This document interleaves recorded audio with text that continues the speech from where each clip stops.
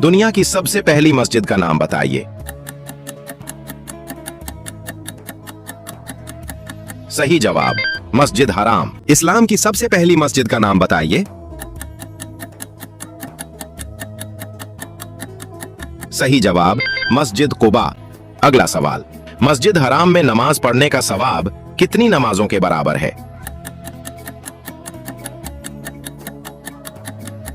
सही जवाब, 1 लाख। अगला सवाल, दुनिया की दूसरी मस्जिद का नाम बताइए। सही जवाब, बैतुल मुकद्दस। अगला सवाल, मुनकिर नकीर कौन से फरिश्ते हैं? सही जवाब, कब्र में सवाल करने वाले। अगला सवाल, हजरत जिब्रील अलैहिस्सलाम की जिम्मेदारी क्या है?